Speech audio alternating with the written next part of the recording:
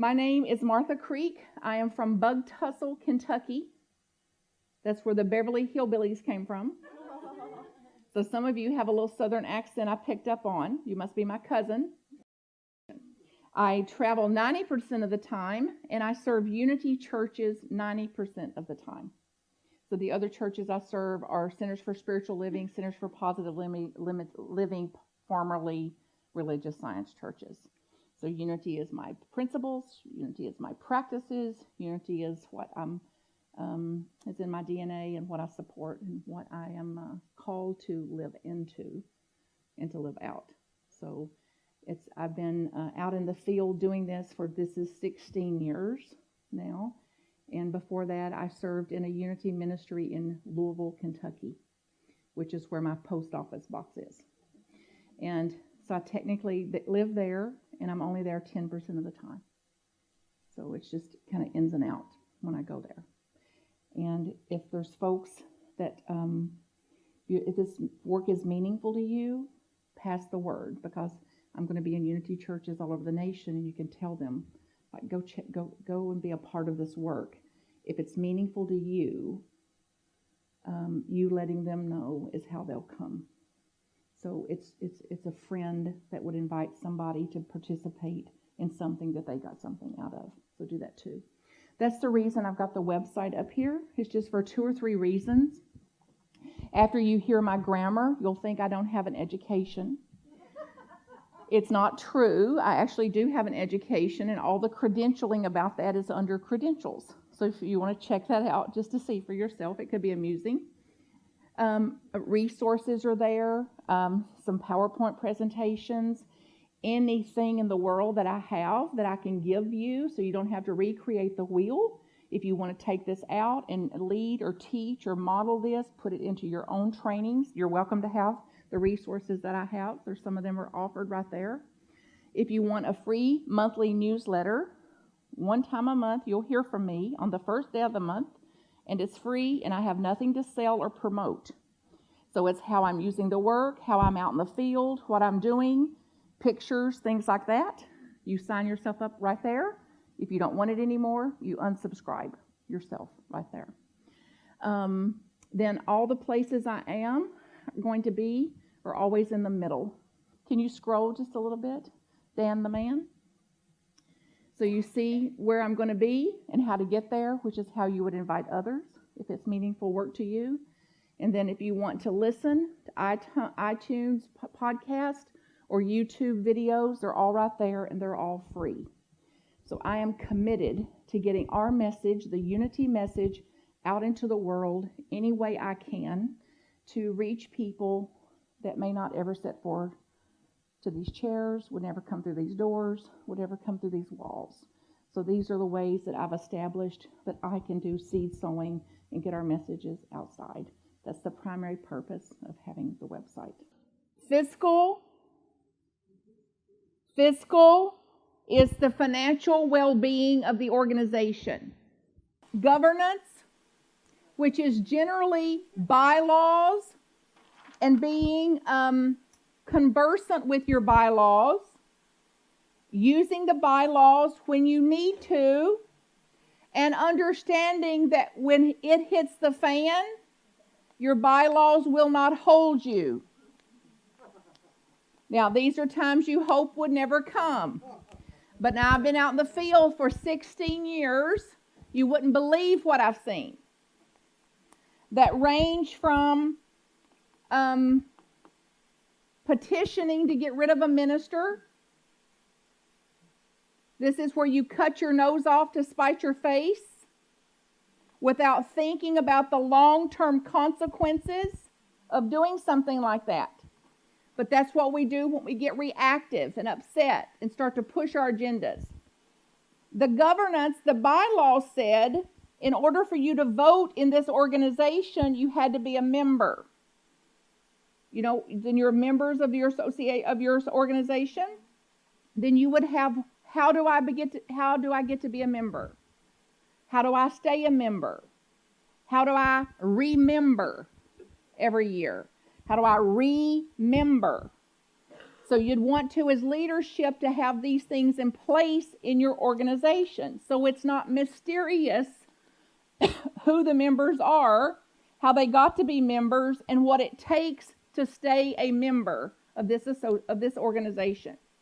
In this one extreme case, they said they wanted to have a vote to get rid of the minister, and they said you had to prove that you're a member. And to prove you're a member mean you had to be attending here for the last year or have given money here in the last year. You cannot prove attendance, and you can't prove giving, because they can say we gave in cash. You understand how nebulous that is then? Well, you can't prove that you were at church. You can say you were there when you weren't there. You can't prove you gave at church. You can say I gave in cash, but I'm still a member and I still want to vote. If you don't have some other kind of governance, some kind of underpinning for that. In this particular case, they said, well, you're not going to be able to vote. So this faction that had formed lined up at the front door of the church when it opened on a Monday morning, came in and gave 1 penny each and got a receipt for it. So now they can prove they've given. Now this is extremes of what is going on. This is the reason to have things like this in place for a day you hope will never come. But when it does, you thought about it when you were calm and sane and highly functioning. You know what I mean? You have a flood plan for you, right? You have hurricane plans. You think about these not while you're having a hurricane. You think about them when you're not in a hurricane. You have how we're going to be in a hurricane. So it's like having contingency plans for your organization in the way of governance and policy, how we're going to be with one another. This could also be things like who's got keys to the building, who counts money, who's on the checking account, things like that. To have those kinds of very responsible things in place for your organization, and to know in advance who it is, where it is, what it is, and it's not held by one person. Like Reverend Rose cannot carry the weight of this for one organization. There's no human being that can carry this kind of weight. Nobody can do it. So it's the leadership's responsibility to do this. Not that leader, but leadership's responsibility for that. Fiscal responsibility then is the financial aspects. So that means it could range from anything with where your money is. If it's in savings, is it insured savings? Is it invested responsibly? Fundraising, how to shore up funds, how to keep it from depleting if it's getting close, things like that. How to stay in solid, sound, physical shape, financial shape. Make sense? This also gets into things like then how you're going to teach tithing, and how you're going to reach out to people and to develop a leadership circle that speaks in terms of stewardship, not in terms of receivership, which I'll get into in a minute. A culture of stewardship versus a culture of receivership. Physical means that plant, the building, grounds, doors, hinges, paint, ceiling, lights, insurance, safety, sidewalk, that. So then you'd have committees, usually some kind of committee that would take responsibility for these. It's important as leadership, and Reverend Rose brought this up at supper, like the most effective, efficient use of this, applying these roles and responsibilities, is when you work in an area that you love. You pick some of these areas, one or two of these areas, and work at something you're good at. Work at something you have a passion for. So that when you hear governance and you go, ugh, it's like, that's a clue. But you can go, hey, Physical plant, I can walk around here. I've got an eye for things. You know, I can paint. I can organize painters. I can get somebody here to landscape. I can drum up volunteers. Like, like I'm in. So you just know, like get in the right seat. Marketing, which usually includes things like media, how to reach people you aren't reaching. She says you already have a great website. You've already got blogs going on. And what was the new technology you're using? Kiosk and other ways that are very innovative ways to reach folks. Just keep amping it up. Amping it up. What can you do in the way of marketing to reach people you aren't reaching, and how to reach in different ways people you're already reaching? And then planning a future. What about next year? What about in 3 years? What about in 5 years? Contingency planning. Again, things you don't ever want to think about happening. But a senior leader like Rose, the kind of vacancy that would make in your organization if she terminated, was ill, died, resigned, retired. Again, things you don't want to think about, but life happens. Also, if you had 2 key board members, for example, that had to go off at the same time, how would you plan to fill a vacancy like that? So you've always got something in the hopper relative to how you're developing leaders and planning to keep yourselves on solid ground. And then community and outreach. How are you serving the greater community? It often comes with serving shelters or meals or food drives or clothes drives and things like that. And then outreach. How are you serving that? So 6 primary categories that is the responsibilities, key responsibilities, not just of the board, but of the key lay leaders. Key leaders. So again, boards can't take on all this. Boards are usually 5 or 6 people too. So they can be liaisons, though, to these groups. So you can go and get people you know that's good at this, or people you want to hang out with to organize around getting these things done. Any questions about this piece? Because then we could spend all day, today or tomorrow, going into how are you going to do this? How are you going to do this? But we don't have the time for it here. So this was an overview of what is the key roles and responsibilities here for boards. Make sense? It's pretty practical. It's not mysterious. And then relative to when I sum it up in 3s, when people say, hey, is this the board's responsibility? I'm like, is it physical? Or physical? Or does it have to do with finding, hiring, or evaluating, or terminating a minister? That's the 3 key roles of the board.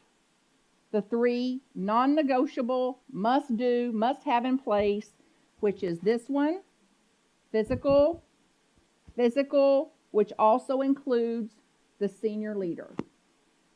Selection, hiring, evaluation, support, bolstering up a senior leader, keeping them in place, keeping them, paying them, seeing to it they don't take on too much, burn out, attrit, collapse, exhaust, things like that. Because they're in their humanness too. Make sense? Any questions about this piece? Physical, and then the senior leader. The search, selection, support, evaluation, termination, if it was never necessary, of a senior leader. 3 absolutely must-do roles. Then this is usually in place. Most most churches have their bylaws in place, some general operating policies. So there's not much to do here in most cases. But it would be, as leaders, you'd want to be conversant with this. What are our bylaws? What is our membership requirements? How are we going to get members? How are we going to keep members? These are very vital conversations to have as you go through the year. And ongoing. Not a tick box exercise, but something you do ongoing, on and on and on. And people ask me sometimes, do I still pray? And I say yes, and this is my prayer. God, give me the good sense of a goose. Now, can you get a sense of why? When geese fly, they fly in formation. Now, why would they do that? They can go further when they're using aerodynamics, when they use the law, when they use the law, which is what we can do as an organization. So it's important then, whoever is that head goose cannot do that position on and on and on without this being in place. You've got to share the drag. No person can do it. No one person can do it. This is also, these responsibilities have got to be spread out here between these. So one can't do all of this, on and on and on. Also, these geese honk. Have you heard them? They honk. Rose, you're doing a great job. Rose, that was a great talk. Honk, honk, honk. Rose, thanks for coming to see me. Rose, thank you for doing that. Rose, thank you for saying no to me when I ask you. Thank you for not taking on too much. Helping her catch herself if she can't catch herself. Like that. Take turns. They take turns. They take turns. They know to rotate the position. So they have stamina. And then they can go the distance. Distance. You can read about this. It's like exponential, the distance they can go by using their good sense. They also, if one gets sick, two leave with it. So if one drops out, two goes with it and stays with it until it is well and can return, or until it passes. And then the other two return. So we could learn something from geese. When somebody has life happen, when somebody has a wind of life blow in on them, that we encourage them to take time away, encourage them to step out, encourage them to bow out and go with them. Be there for them. For a beginning and an end. Not to take them on as a dependent. Any of you get the helper gene? We'll look at it pretty directly tomorrow. If you're in these seats, you've got it. The helper gene. You know what I mean? Where we take on responsibility for things that is not our responsibility. In the name of not wanting to hurt their feelings. Other things like that. Okay, what are some ways that you could support a minister? Asking them what they need. What are you dreaming of? What would support you? What's on your mind? What distracts you? What's keeping you from doing what you do well? Covering the bases. Keeping this ship up, keeping the holes plugged in this ship. Keeping the leaks closed. Keeping things flat, organized, running, sound, so they can do what they're here to do. Show up. Do what you say you'll do. How else could you support a minister? Yes. Save your drama for your mama. They're not your mama. Save the drama. Keep going. How else could you support a minister? Communicate. Direct open communication. Have an open one-on-one communication with them. Avoiding what is collusive, avoiding what is undergroundish, avoiding the gossiping. An open, direct, one-to-one communication with them. Allow them to take time off. Please. It's like a tea pitcher can't pour if it's empty. It's got to be recharged, refilled, renewed, restored, revitalized, Sabbathed, refreshed. Yeah, yes, take sick days when you're well. Take a well day, a wellness day. Do your own self-care. Yes, keep yourselves up and running and fully functional. That's the biggest contribution you'll ever make to a minister, is to keep yourselves in good shape. Have the crucial conversations. Don't let it go. If you smell smoke, there's a fire. Have the crucial conversation. About every quarter at our board meetings, I served a church up in Louisville, Unity of Louisville, 350 people, 112 years old now. And every quarter, before we started the board meeting, I had us to walk around silently, no talk, and look at the building, and to silently make notes of what they saw. Because it's fresh eyes. Things you can't see when you live here all the time. Things that are in front of you. And it was everything from radiators exposed where the youth and family were, to cracked paint, to mold, to just deep cleaning that needed to be done.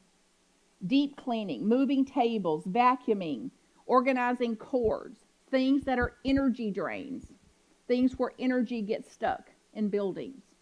So it was then we could come back then and say, here's what needs to be done, who's going to do it? Or who's going to organize a team to do this? It doesn't mean you have to do it, but you can go like round up 3 or 4 to do it. Okay, so relative to church organizations now, there's a core group that is the foundation for the ministry called Congregation A. That is the board and the staff, which includes the minister. The board and the staff. This is the most committed, typically. The most committed. If you've ever been on a board, raise your hand. You ever served a board? You had to put some skin in the game, didn't you? Hard work. I say it's a spiritual fast track. You think you're getting a little enlightenment? Get on the board. That'll even the playing field. But it's a chance to practice what we're learning. It's a chance to practice this, to live this out. Congregation B is 20% of the people that are doing 80% of the work, of the giving, and of the foundation. So in a ministry then of 70, how many would 20% be? 14. So we're talking 14 people plus the board. So that's 20 people in an organization that's really the heart and the foundation, the longevity of the organization. Does this make sense? 20%. So your role as leaders is to know who these people are. To know them. Know them by name. Know them by face. Love them. Appreciate them. What are you into? What do you like to see around here? What would you like to see less of around here? Coffee with them. Golf with them. You being in relationship with them is what will keep the foundation solid in the ministry. That group. Now, does it make these people any less important? No, sirree. All divine childs of God, right? But they're not committed yet. This is where we all started, by the way. We started in C2. That means we just had a toe in the water. C is where the revolving doors are. So you come and go. Might come one Sunday, not come the next Sunday. Might come when you're hurting, might come when you're wounded, might come when you have the kids. You're not yet committed to the organization. So you've got a toe in the water, but you've not yet stepped into the organization. Congregation C is a culture of receivership. They're here to receive. They're here to be fed. Feed me, feed me, feed me, feed me. You are here to feed. You've made the move. You've made the journey. Your culture, your mentality is a mentality of stewardship. Does this make sense? You understand you are fed by feeding them. You are fed by feeding others. You've made the journey out of receivership into stewardship. Now, does that mean that you won't receive? You still receive. You understand that giving and receiving is one transaction. We've not, out here in C yet, we've not made that trip yet. We still think receiving is you do, I get. Feed me, feed me, feed me, feed me. Make sense? So we want C, part of our role then is to be in right and solid, thorough, deep relationships with these people. These 20, if you've got a congregation of 70. Identify who these people are. Who are they? Write them notes. Send them letters. Call them. Run up to them on Sunday and say, that crazy Creek woman Friday night got me to thinking, and you matter to me. I've not even thanked you for inviting me to the church. I've not thanked you for what you do around here, and I'm here to thank you now.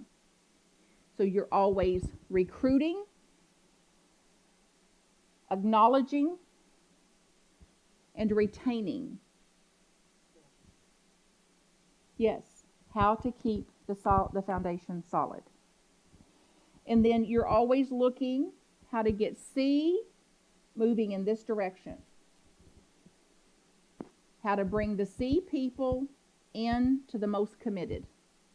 Through education, classes, which is why Reverend Rose would say that's what would support her in the ministry, is for the people that are not yet made the bridge across to stewardship, keep doing their deep inner spiritual work, take classes, grow their consciousness, and move in to the committed inner circle. What I operate from is a culture of people wanting to be in board service. It's a place of privilege. It's a place of privilege. It's a place to fulfill their own mission for their life. So it shifts from being who's got a pulse and who can we get on here, or who can we shame and guilt or threaten or coerce or charm into taking this, versus on all the above. Or over a number of years, you would actually have people lined up saying, I'm ready to go on the board. Then you could step back and go, now who here would be the best fit? Who here would be, for our current situation, in our current time, with our current strategies for how we're going to be as an organization, which of this lot would be the most effective choices? So you'd have discernment, consciousness about who actually goes on the board. And it's the most vital thing you can do for your ministry, to develop these leaders and to keep developing them, and to have enough of a pool of people committed to serve at this level that you can share the responsibilities, pass this around and not burn out and burn up and attrit the people that are the most important people for the life and the longevity of the ministry. So in the beginning of me doing this years ago, when I first said when I first followed the call to do this, I served as what I call 911 responding. So most of the calls I got was for ministries that were in a pickle barrel of some sort. Very intense situation. The conflict people call it level 4s. That means an intervention, some type of intervention is necessary. So that's how I was serving back in the early days. And in our Great Lakes Unity Regional Conference, which is Iowa to Ohio, Canada to Kentucky, we had 130 some churches, and a third of them was in an intervention level of conflict in around 2007 or 8. And after 1 year of people doing these kind of trainings, getting to think again, getting less reactive, understanding what their roles are and what their roles are not, what their responsibilities are and are not, that went down, that was 33%. 33% when I started. And it went to 11% the next year, in just 1 year. And in the third year, we had 3 cases. 3. And all 3 of those had not done any of this work because they're healthy. It's like, it's not a matter of health or illness. It's a matter of presence and functioning and how we're going to be when the winds of life blow through. So it's very, very critical work. So it's not a matter of if we're going to do it, just when. And practice makes progress. Practice makes progress. Practice makes progress. So sometimes you don't know what the skill set is in the organization, and people may be shocked that you've got certain skills that they didn't know either because you've not stepped into those positions. So it's important, part of the leadership is to have some kind of a way, particularly as people become new members, to have them to list like 2 or 3 of their top skill things. 2 or 3 things I'm passionate about, 2 or 3 things I'm really good at, so that you keep some kind of spiritual gifts inventory going. What do you really love? What can you get behind? What are you passionate about? Who would you be if you could self-regulate? What would that be like? Describe it. I'd be in the flow. What would a person be like that could self-regulate? Empowered. This is the territory we get in tomorrow at depth. Empowered being, empowered living, empowered leadership. More flexible. Homeostasis. That means neutral. What would happen, honey, is that we go to a neostasis, a new stasis, a new way of being. We come out of this homeostasis we're in and elevate to neostasis, a new stasis.